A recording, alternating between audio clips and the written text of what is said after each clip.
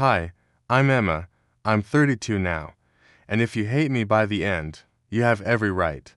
This is my story, not an excuse, not an apology. Just the ugliest truth I've carried for 8 years. When I was 24, I thought I'd found real love. His name was Nate, a dreamer, a musician nobody knew. He wrote me poems on napkins, kissed my wrists instead of my lips because he said they were closer to my pulse. We talked about living in a tiny studio, eating noodles and being broke but happy. Then I got pregnant. He freaked out. I freaked out harder. One night, we screamed at each other so loud the neighbor banged on the wall. By morning, he was gone. Left me a note.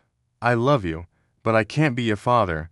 I was alone. No savings, no plan, no clue how to tell my mom, who always said I'd end up like her, barefoot and dumped.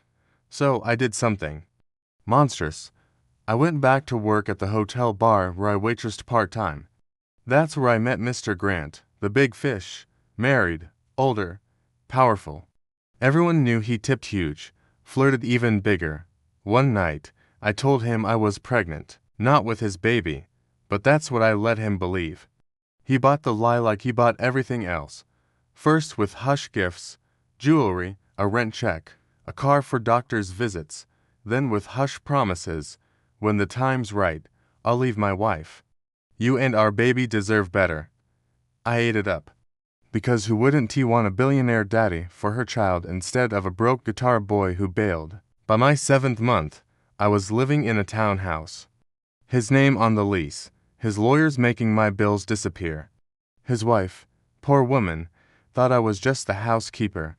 When my son, Lucas, was born, Mr. Grant cried like it was the first real thing he ever owned. He whispered, "My son, my boy, he's mine," and for a while, I believed my own lie. I made myself believe Lucas looked like him, not Nate, with the same stupid dimple and crooked smile. I convinced myself it didn't matter. But lies rot, they leak through the cracks. When Lucas turned 6, he started asking why he didn't have grandma's hair, why his dad's nose didn't match his own. Kids notice what we wish they wouldn't. Then came the worst part. Nate came back. He found me on Facebook. Sent a friend request with 3 words, "Is he mine?" I blocked him. I told myself it was for Lucas's sake. For the life he deserved, the mansion, the trust fund, the private school, not the broken promises of a boy who ran away. But secrets don't die, they hibernate.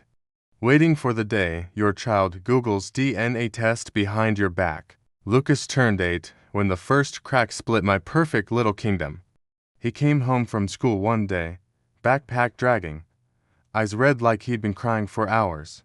He wouldn't even look at me, just slammed his door so hard my picture frames rattled. That night when I tucked him in, pretending nothing was wrong, because lies had kept me alive so long I didn't know how to breathe without them, he said one thing that made my blood run colder than the first pregnancy test ever did. "Mom, is Dad really my dad?" I lied. Of course I did. I smoothed his hair back, told him Daddy loved him so much. Told him not to listen to bullies at school. Told him there was no need for stupid questions. He stared at the ceiling and whispered, "I don't believe you." 2 weeks later, I found a DNA kit in his backpack, swab missing, box half torn. My hands shook so hard I nearly dropped the damn thing in the trash. I confronted him. He screamed at me, "My sweet boy, the one I rocked to sleep every night while humming cheap lullabies because my guilt kept me awake." He screamed that I was a liar, that kids at school said he didn't look like Mr. Grant, that he had Dad's money but none of Dad's face. He was right. I begged, I bribed, I even locked his phone, computer, everything. But lies rot people from the inside out, and mine were festering in my son's bones now. One rainy Tuesday, while Mr. Grant was away on a business trip with his real family, the wife who pretended not to know about me, but probably did, Lucas packed a bag called a cab and went to the only name he found in my old emails, Nate. Nate answered the door. My son's eyes matched his. It was like time spat in my face, forever thinking money could rewrite blood. Mr. Grant found out 2 days later. I'll never forget how the mansion, the marble floors, the dripping chandelier, the security guard who always opened the gate for me, suddenly felt like a courthouse. He didn't yell. He didn't curse. He just looked at Lucas, then me, and asked, "Whose is he?" When I said Nate's name, the silence swallowed me whole. Divorce papers came first, eviction notice next, bank accounts froze. Credit cards died in my purse like flies sprayed with poison. The maids wouldn't even look me in the eye. I left with a suitcase, Lucas's stuffed dinosaur, and a boy who now hated me more than any enemy ever could. Nate tried to step up. He wanted to. But 8 years of absence don't turn a runaway into a father overnight. Lucas stayed cold. He told Nate he'd rather live with strangers than share a roof with either of us. I live alone now. A cracked apartment in the part of town I once sneered at from the back seat of Mr. Grant's Tesla. Lucas lives with Nate's sister. He visits sometimes, when the guilt gnaws at him worse than his anger. He doesn't call me Mom anymore, just Emma. People see me at the grocery store with coupons and a second-hand purse and think poor single mom. Life's so unfair. No, life didn't do this. I did. So here's my truth. I lied about my son's father. I traded honesty for luxury. I thought I won. But lies only borrow happiness, and debt always comes due. If Lucas ever watches this, I want him to know I never deserved him, but I loved him. God, I loved him. People think karma comes with thunder and lightning.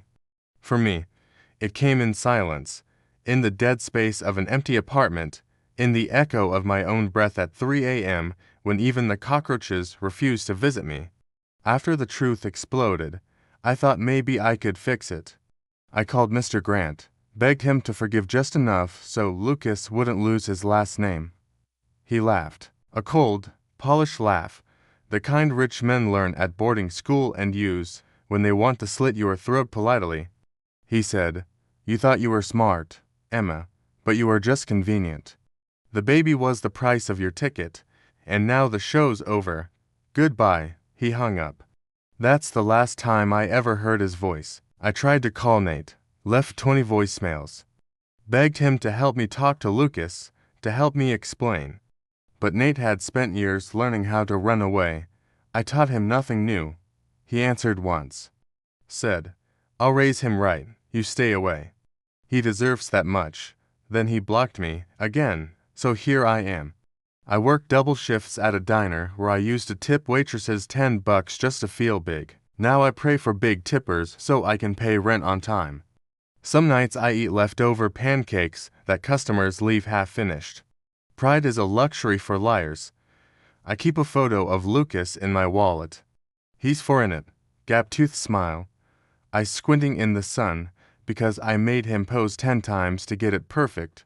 He doesn't smile like that anymore. The last time he came by, with Nate's sister driving him because he refused to get in my car, he sat on my old couch, flicked through my cheap TV, and asked, "Why'd you lie?"